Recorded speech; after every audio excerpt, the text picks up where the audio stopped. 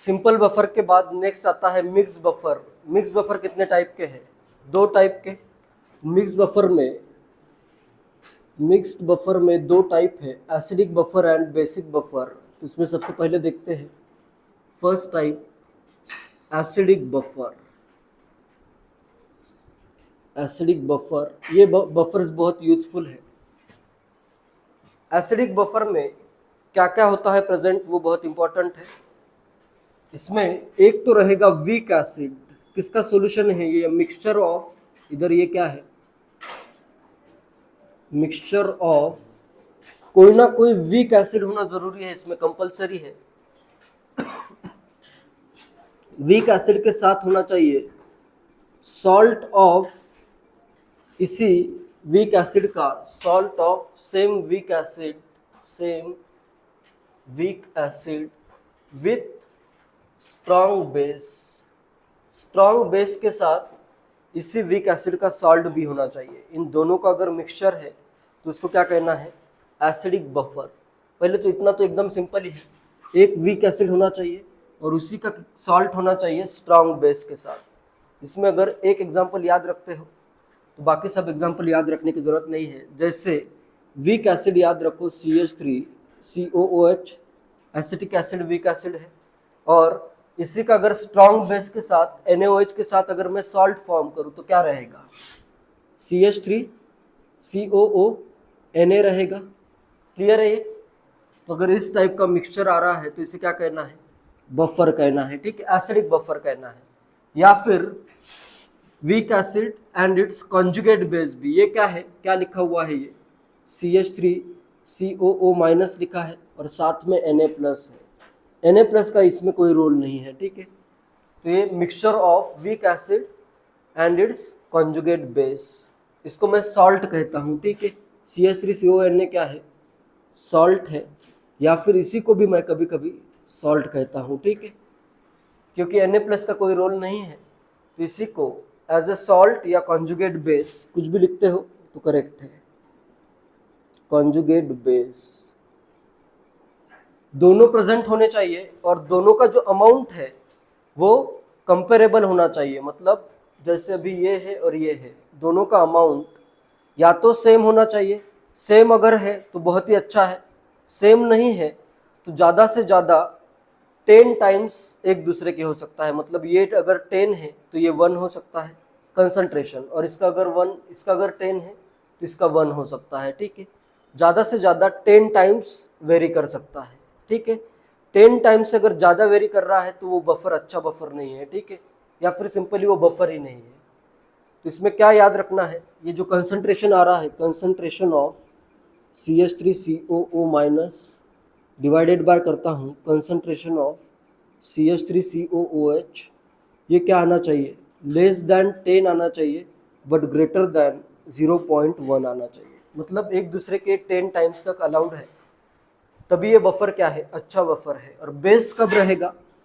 Base तब रहेगा जब दोनों का कंसंट्रेशन इक्वल है। ये कंसंट्रेशन अगर इक्वल आ रहा है तब तो बफर जो है वो बेस बफर है। दोनों का अगर कंसंट्रेशन इक्वल है, CH3COH करता हूँ। क्यों बेस्ट है ये आगे पता चलेगा। ठीक है, ये कंडीशन क्लियर है। इनका कंसंट्रेशन जो आएगा वो एक दूसरे के 10 टाइम से ज़्यादा नहीं होना चाहिए। मतलब अगर ये इक्वल टू 10 करूँ मैं तो इसका कंसंट्रेशन क्या आ रहा है? 10 टाइम्स। और इक्वल टू या फिर इधर 1/10 कर देता हूँ, इसी रेंज में अगर है तो क्या है? ये बफर अच्छा बफर है। ठीक है, नेक्स्ट, इसके पीएच का फॉर्मूला कैलकुलेट करना तो बहुत ही ज़्यादा इजी है। पीएच का फॉर्मूला कैलकुलेट करता हूँ। पीएच का फॉर्मूला कैलकुलेट करने के लिए अपने पास Ka इज इक्वल टू क्या है? Ka is equal to K of acetic acid. Acetic acid कैसे ब्रेक होता है? CH3COOH breaks to give CH3COO- plus H plus, इस वे में ब्रेक होता है। Ka is equal to concentration of CH3COO-, इसको कंसंट्रेशन ऑफ सॉल्ट भी कहते हैं। ठीक है, सॉल्ट का जितना कंसंट्रेशन होगा, ये salt of same weak acid with strong base, ये सॉल्ट। और ये क्या है अपना? एसिड का कंसंट्रेशन, इसको कहते हैं एसिड। तो इधर ये आएगा इनटू क्या आएगा, concentration of H plus divided by concentration of CH3COOH। Clear है? H प्लस का कंसंट्रेशन कितना हो जाएगा, concentration of H plus is equal to, इसको इधर मल्टीप्लाई कर दो, Ka इंटू कंसंट्रेशन ऑफ, इसको मैं एसिड लिखता हूँ, ठीक है, concentration of acid divided by concentration of salt. ये क्लियर है? यहाँ तक क्लियर है? बस माइनस लॉग लो तो क्या आएगा, pH minus log of H plus, pH is equal to क्या आएगा, pK minus log of K, इधर आ जाएगा pK minus log of concentration of acid by concentration of salt.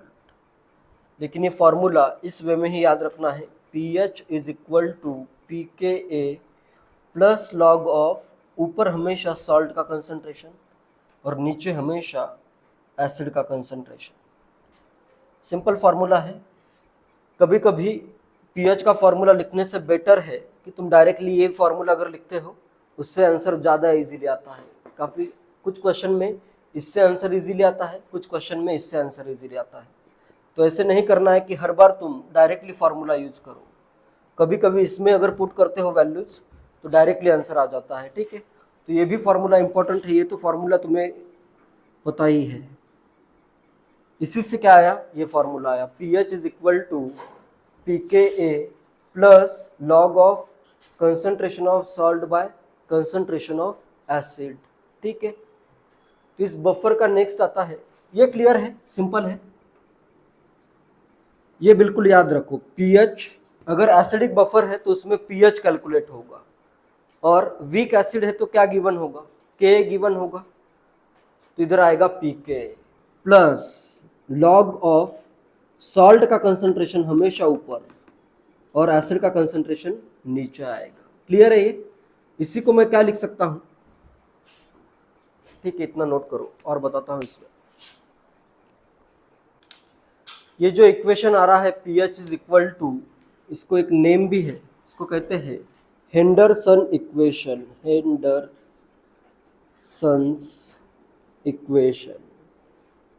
हेंडरसन्स equation को काफ़ी अलग अलग वे में लिखा जाता है। pH is equal to pK plus log of concentration of salt by concentration of acid तो आता ही है, कभी कभी इसको ऐसे भी लिखा जाता है, is equal to pK plus log of, ये क्या है, एसिड का कॉन्जुगेट बेस है CH3CO माइनस, सॉल्ट का कंसंट्रेशन भी कह सकते हो, या फिर इधर कभी कभी ऐसे कॉन्जुगेट बेस भी लिखा हो सकता है, conjugate base of the acid by concentration of acid. या फिर अगर कंसंट्रेशन को मैं क्या लिख सकता हूँ, number of moles by volume, salt acid के कंसंट्रेशन को क्या लिख सकता हूँ, number of moles of acid by volume. तो इसी को मैं क्या लिख सकता हूँ, pKa plus log of number of moles of salt by number of moles of acid, by V cancel out हो जाएगा, ठीक है। तो ये भी फॉर्मूला बहुत इंपॉर्टेंट है, कभी कभी वॉल्यूम से डिवाइड करने की इसमें ज़रूरत ही नहीं है, जो भी सॉल्यूशन वगैरह ऐड होते हैं इसमें कुछ वॉल्यूम भी रहेगा, ठीक है। तो वॉल्यूम से कंसंट्रेशन फाइंड करने की ज़रूरत ही नहीं है, अगर नंबर ऑफ मोल्स पता है तो directly number of moles put कर दो, उससे भी आंसर यही आएगा जो कंसंट्रेशन से आएगा, ठीक है। तो ये फॉर्मूला बहुत इंपॉर्टेंट है फॉर एसिडिक बफर, ये फॉर्मूला है, सिंपल है। क्या क्या इंपॉर्टेंट पॉइंट्स है इसमें, ठीक है। ये भी वर्क कैसे करता है वो देखते हैं। वर्क कैसे करता है, वीक एसिड है और उसका सॉल्ट है अपने पास स्ट्रॉन्ग बेस के साथ, जैसे ये वर्क कैसे करेगा, ये बफर वर्क कैसे करता है, जैसे इसमें बफर का मेन काम क्या है, अगर इसमें स्मॉल अमाउंट ऑफ एसिड या बेस ऐड किया हो तो उसका pH चेंज नहीं होना चाहिए, pH चेंज नहीं होना चाहिए। जैसे इसमें मैं एसिड ऐड करता हूँ, ठीक है, स्मॉल अमाउंट ऑफ एसिड अगर मैं ऐड करूँ, ठीक है, एसिड अगर ऐड करूँ तो क्या होगा, एसिड मतलब H प्लस ऐड करना, H प्लस जो भी ऐड होगा वो क्या हो जाएगा, ये CH3CO माइनस क्या होगा, H प्लस के साथ कंबाइन हो जाएगा, जिससे बन जाएगा CH3COOH। और अगर इसमें मैं बेस ऐड करूँ तो बेस क्या होगा, बेस अगर मैं ऐड करूँ, addition of base, base add करना मतलब नॉर्मली क्या ऐड करना, OH माइनस ऐड करना।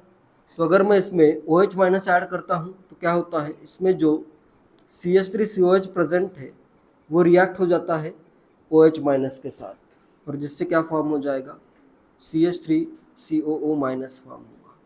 एसिड ऐड करते हो तो एसिड को कंज्यूम करने के लिए ये प्रेजेंट है, बेस ऐड करते हो तो बेस को कंज्यूम करने के लिए ये प्रेजेंट है। स्मॉल अमाउंट है इसका, ठीक है, स्मॉल अमाउंट ही है तो इसका कंसंट्रेशन बहुत ज़्यादा चेंज नहीं होगा, ठीक है। तो इसमें पीएच भी क्या होगा, बहुत ज़्यादा चेंज नहीं होगा, थोड़ा सा चेंज हो सकता है, बहुत कम चेंज होगा। तो ये क्या है अपना एसिडिक बफर, इस वे में वर्क करता है। H प्लस जो भी ऐड हुआ वो कॉन्जुगेट बेस के साथ रिएक्ट होगा, और जो भी तुम बेस ऐड करोगे वो एसिड के साथ रिएक्ट हो जाएगा, ठीक है। तो इसका पीएच बहुत ज़्यादा चेंज नहीं होता है। Preparation of acidic buffer, 3 method से इसको प्रिपेयर किया जा सकता है, ठीक है।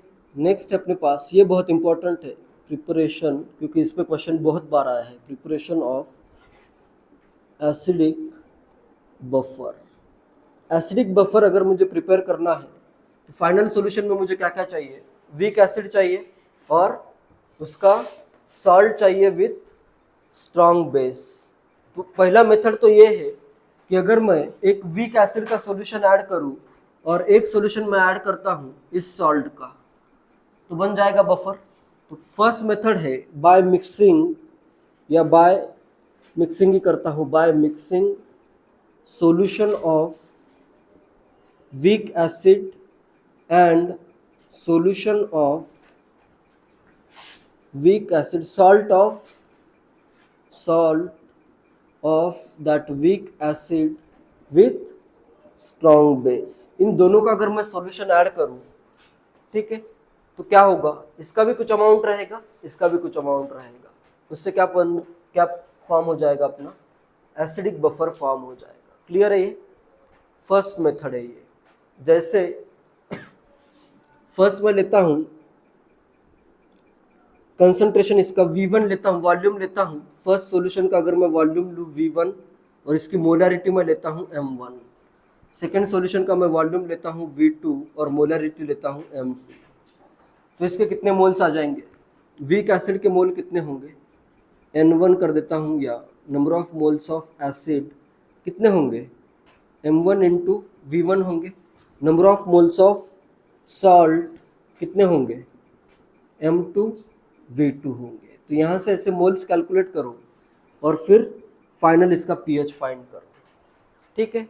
इसमें कभी कभी ऐसे रिएक्शन भी हो सकती है, जनरली रिएक्शन होगी ही नहीं, किसी भी क्वेश्चन में इस चीज़ का यूज़ नहीं करना है, बता रहा हूँ फिर भी।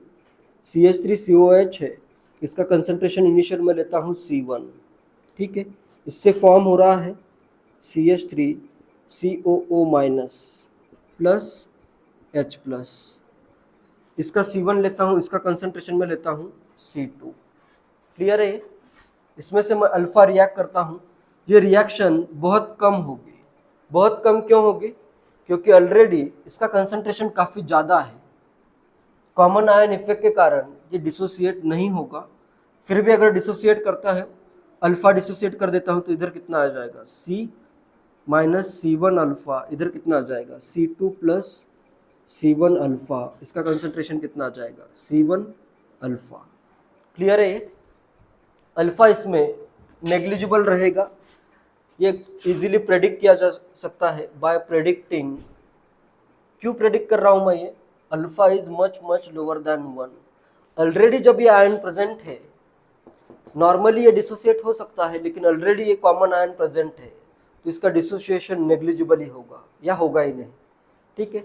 अगर होता है तो क्या करना पड़ेगा, अल्फा तो ये लेना है, ये अप्रोक्सीमेशन बाद में लेता हूँ। अभी Ka इज इक्वल टू क्या आएगा, Ka is equal to concentration of CH3COOH कितना है C2 plus C1 alpha into concentration of H plus C1 alpha divided by concentration of CH3COOH C1 minus C1 alpha.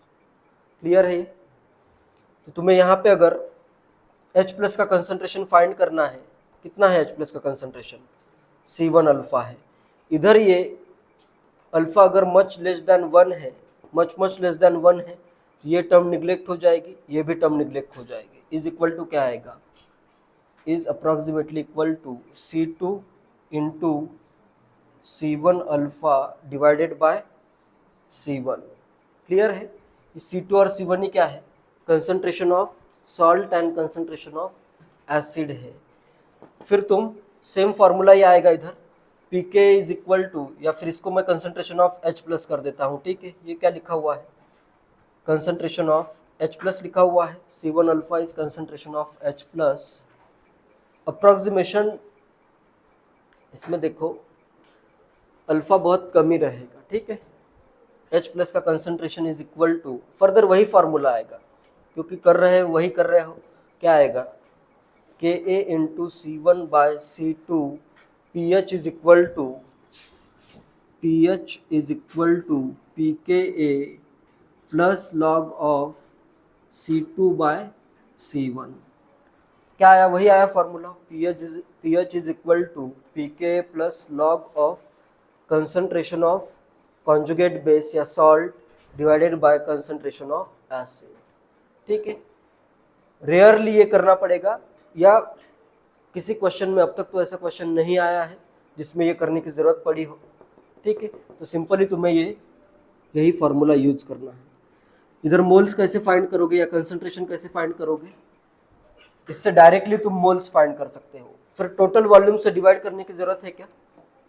नहीं है, directly ये put कर दो, number of moles put करो यहाँ पे, क्योंकि वॉल्यूम तो दोनों साइड से कैंसिल आउट ही हो रहा है। ठीक है, तो टोटल वॉल्यूम से डिवाइड करने की जरूरत नहीं है इसमें। ठीक है,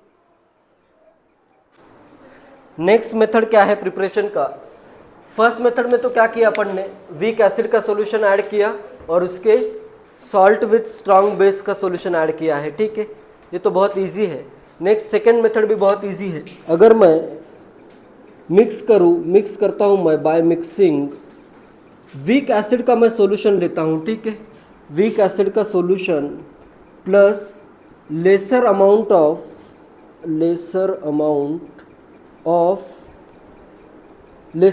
ऑफ मतलब मोल्स इसमें लेस आने चाहिए। ठीक है, laser amount of solution of strong base. Less मतलब न्यूट्रलाइजेशन के लिए जितना ज़रूरी है इसके जितने मोल आ रहे हैं, अगर मैं इतने ही मोल ऐड करूं तो कंप्लीट न्यूट्रलाइजेशन हो जाएगा। ठीक है, तो कंप्लीट न्यूट्रलाइजेशन नहीं करना है। कंप्लीट अगर न्यूट्रलाइजेशन करते हो तो उस केस में तुम्हें क्या करना है? जैसे कंप्लीट न्यूट्रलाइजेशन के लिए भी बताता हूँ क्या करना है। Less amount of solution of strong base than required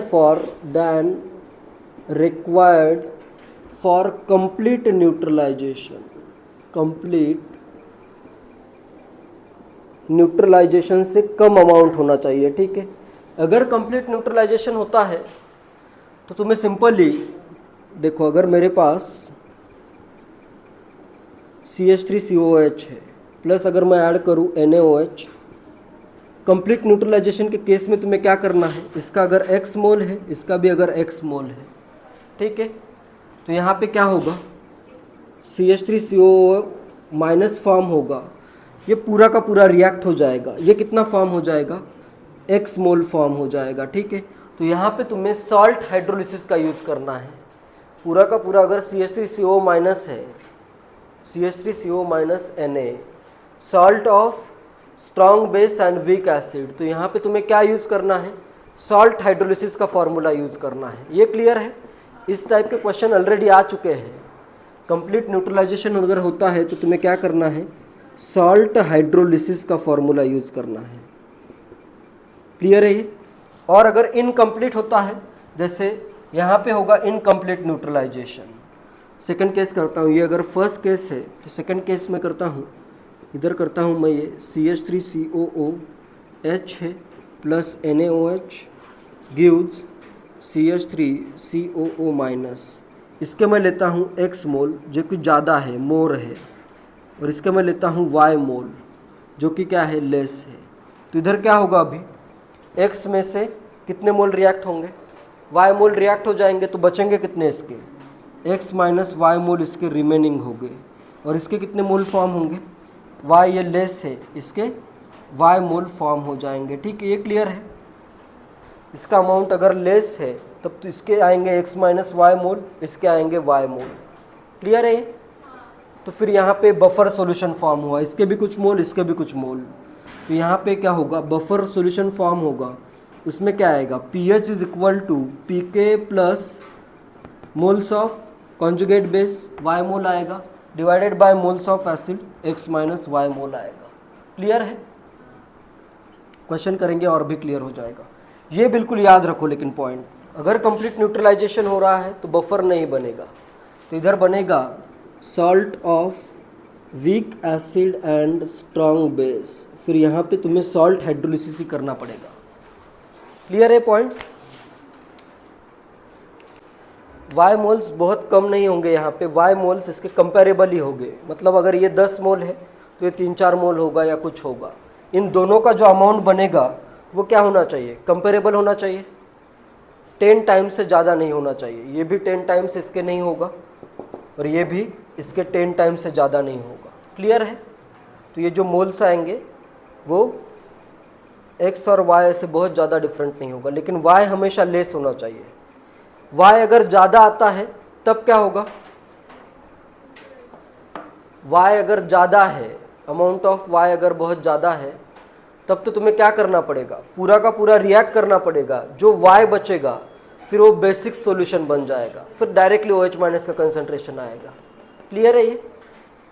y अगर बहुत ज़्यादा है, y अगर कम है तो बफर सॉल्यूशन बनेगा, y अगर इन दोनों का अमाउंट इक्वल है तो सॉल्ट हाइड्रोलिसिस होगा, और अगर y का अमाउंट ज़्यादा आता है तो क्या करना पड़ेगा, सिर्फ यही बचेगा, ये तो कम्प्लीटली रिएक्ट हो जाएगा। फिर तुम्हें बेसिक सॉल्यूशन बनाना है और इसका OH माइनस का कंसंट्रेशन आ जाएगा, फिर तो क्वेश्चन बहुत इजी हो जाएगा। ठीक है, तीनों टाइप के क्वेश्चन करवाता हूँ।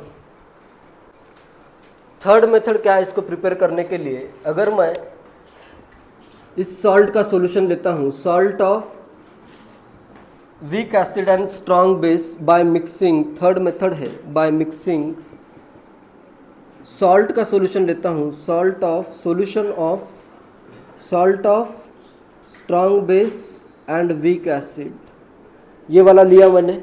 इसमें मैं ऐड करता हूँ, ऐड इसमें क्या करना है, इसमें स्ट्रॉन्ग एसिड का सॉल्यूशन ऐड करता हूँ, लेसर अमाउंट होना चाहिए, lesser amount of solution of strong acid required for complete reaction which is required, इससे क्या आना चाहिए, लेस होना चाहिए, lesser amount than solution of strong acid required for complete reaction. Complete reaction के लिए जितना रिक्वायर्ड है उससे कम अमाउंट होना चाहिए। तो इसमें क्या रिएक्शन होगी, इधर देखो CH3CO माइनस प्रेजेंट है सॉल्यूशन में, इसका मैंने सॉल्यूशन लिया है। इसमें मैं क्या ऐड कर रहा हूँ, small amount of H plus add कर रहा हूँ। ठीक है, इसके मैं लेता हूँ Y मोल, ये क्या है, लेस अमाउंट है, इसके मैं लेता हूँ X मोल, ये क्या है, मोर है। क्लियर है? इससे क्या फॉर्म होगा, CH3COH फॉर्म होगा। कितना फॉर्म होगा, X में से दोनों का कितना रिएक्ट होगा, y रिएक्ट हो गया, फाइनली इसका कितना बचा, फाइनली इसका बचा x माइनस वाई, इसका तो पूरा रिएक्ट ही हो गया। नेक्स्ट इसका कितना आएगा, y रिएक्ट हुआ है, ये y, ये भी y रिएक्ट हुआ, इसका आ जाएगा y मोल। तो इसके रहेंगे y मोल, इसके रहेंगे x माइनस वाई मोल, तो बन जाएगा बफर इसमें भी। और ये क्या होना चाहिए, हमेशा लेस अमाउंट में होना चाहिए। क्लियर है? तो ये थर्ड मेथड है।